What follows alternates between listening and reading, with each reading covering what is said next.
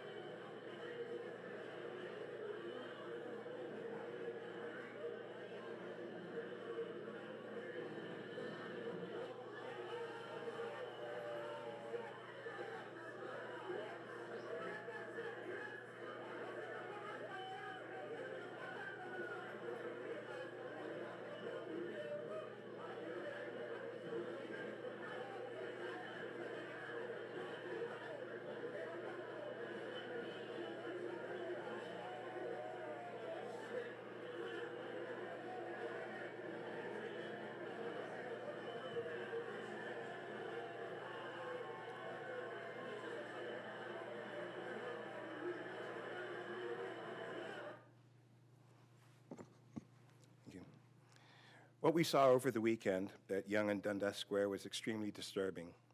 We saw behavior that was dangerous, behavior that was reckless, behavior that could have caused extreme, serious injuries. Our officers were called to the area because there were a couple of calls stating that there was a person with a gun. When the officers arrived on scene to investigate, a fight broke out. During the course of that fight, many people fled and trampled a young woman. Shortly after, the officers were able to apprehend someone with an imitation gun as well as an asp and a knife. At that point, the mood of the crowd changed. We saw young people, many under the apparent influence of alcohol or drugs, become aggressive and threatening. People in the crowd started throwing bottles and other objects at police officers. By far, the most concerning issue is highlighted by video from the event showing the crowd's reaction. It seems clear that for many there, it was a party atmosphere. There were smiles, laughter, encouragement, booing and cheering, attitudes completely at odds with the threat to those in the square, to those young children that were also present at the time, and also to my police officers. Our role is to protect public safety, means we investigate what happened. Where we have sufficient evidence, we bring those people before the courts. But this goes well beyond the police. I believe there needs to be a wide-ranging public discussion on what is acceptable behavior in the public of our city. We take pride in the public spaces where people gather. Our citizens must be able to do so without being subjected to any unacceptable behavior we saw over the weekend. Behavior that somehow seems violence at some sort of performance to be encouraged, supported, recorded, and broadcasted. This type of behavior can never be tolerated. While the law provides criminal sanctions, it must be socially unacceptable to even consider being impaired in public and engage in or encouraging threatening and dangerous behavior while appearing to regard it as some sort of performance. We're very lucky that there was no serious injuries here. We, all of us, have an obligation to ensure those contemplating such behaviors are deterred before anything happens. I'll take a few questions. How concerned are you, Chief, about this sort of behavior, keeping in mind that, the Jays are starting the playoffs this week? Are you concerned about anything like this flaring up again? Well, the one thing I'll say that, I've been doing this for 30-some-odd years, and we've hosted many large-scale events, and in fact, we were World Series champions at some point in time, and the public, by far and large, are law-abiding, good citizens. I feel that's what separates Toronto from so many other cities. So that's not the concern. My concern is that these people were throwing bottles at police officers. There were children that were in the area. We were responding to a person with a gun. And to be quite honest, I hope that there were a lot of people that had their phones recording. I would like a copy of that person or those persons throwing things at the police, because they will be charged criminally. Chief, you've said that events like this have happened in the city before. We've seen riots erupt in other cities. What do you attribute this to then, this reaction that this mob was having to police that evening? Well, that's what I'm saying. We need to have that discourse right now on what is acceptable behavior. Social media seems to change certain attitudes and makes it more performance, when the reality is people do get hurt. Chief, is this an example of a broader anti-police sentiment in the city? No, I'm not going to take it as that. I'm going to take it as a bunch of young men and women that, in many cases, were under the influence, and it was an opportunity for them to, I guess, what they would consider to be fun and exciting, when in fact it was not. The police officers we saw on the video, they were actually backed up into the shelter at Yonge Dundas Square behind the glass. I mean, how concerned were you for the safety of your officers when you saw that? Well, first off, I am fortunate that we have well-trained police officers. Their professionalism and their restraint, I think, is what reduced this from escalating to something that could have been much more serious. I'm always concerned for the safety of my officers each and every day. They've got a tough job to do, and they have. We can give all the skills and training possible, but you never know what the next call can bring. I mean, what emotions are you feeling? I'm not going to talk about emotions. What I'm going to talk about is what the city represents, and what it has represented in the past, and what I'd like it to continue to represent. And by far, we are the most law-abiding citizens, I find, in any urban city, and I want to maintain that. We have a good relationship with the public, but I certainly want the public to cooperate with us. And there are quite a few people. There are quite a few people that were there. There are quite a few cameras that were there that were filming it. And I'd like an opportunity to see that person or those persons who are throwing objects at the police in public to turn that into the police. Chief, we're in an age where everybody's got a social media account, Instagram, Periscope, whatever you want.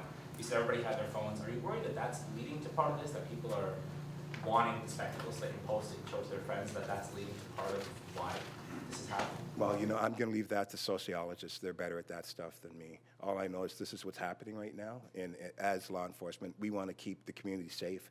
Our officers attend areas where people need help, and I certainly don't want any more layers of violence on top of that. Are you thinking about increasing police presence for events like Nuit Blanche, and as people mentioned, playoffs, games and whatnot? Are you thinking about putting more police out on the street to deal with these kind of situations? Anytime we have any type of large event, we do threat assessments, and based on those threat assessments, which we're quite successful with, we put the proper assets in place to make sure that the public can navigate in public spaces and not have to concern themselves with safety issues. Chief, if I could just ask a couple of questions. I'm not clear, were any officers hurt? Were any members of the public hurt? You described it as a dangerous situation with bottles being thrown. What were the injuries, if there were any? Well, 2 helmets were cracked, and 1 officer sustained a broken bone, I believe, in his hand. And what do you think of the Nuit Blanche event? Do you think it's being handled and organized properly? I mean, what do you think of this event in terms of the future? Well, first, I've never said that it was a Nuit Blanche. I can't identify as to what caused the group to be there. I know that Nuit Blanche was going on that night. It could have been a factor, but I can't be definitive. Chief, are there any operational changes that are being made as a result of this event? Sorry, I don't understand that question. If you're changing any policy, any procedure, any way that police do their jobs as a result of what's happened here? Our officers are very highly trained, as is right now, and listen, we come across situations like this, and we deal with them according to our training and also with the tools that we do have to utilize in those.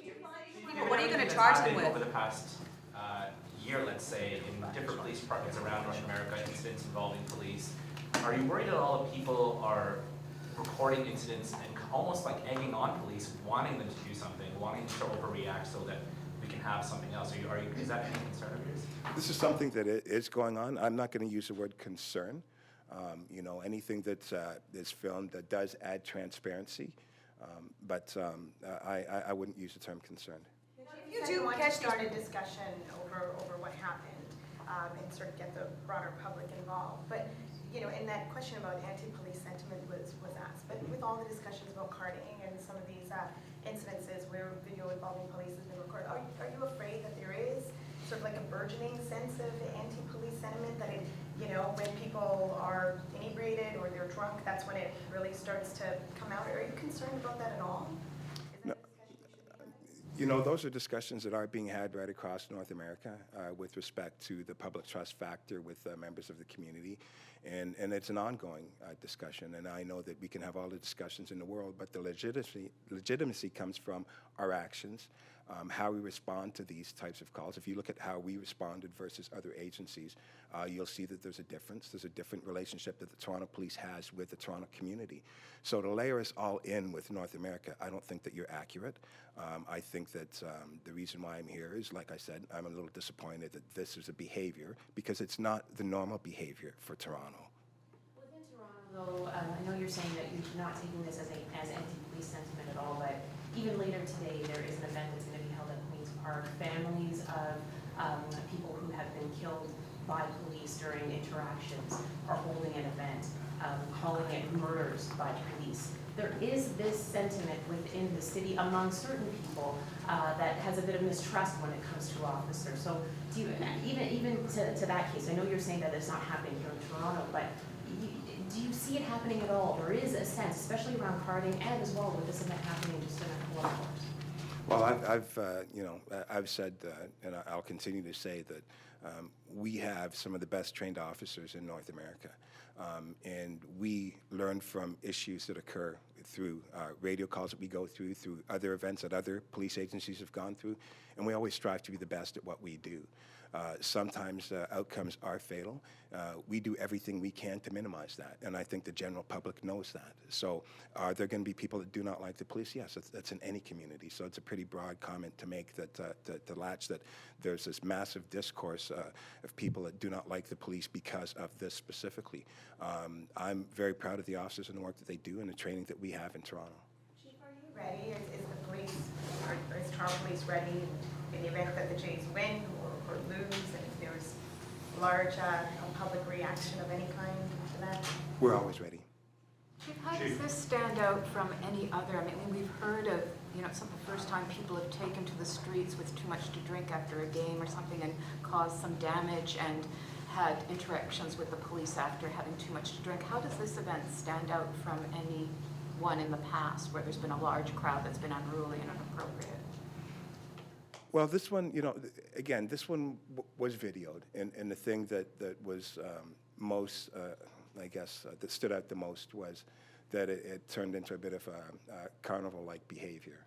And there have been many instances where things have been thrown at police and thrown in at public that haven't been recorded. So just because it was recorded, this I find a little interesting just on the behavioral, how people were responding to it.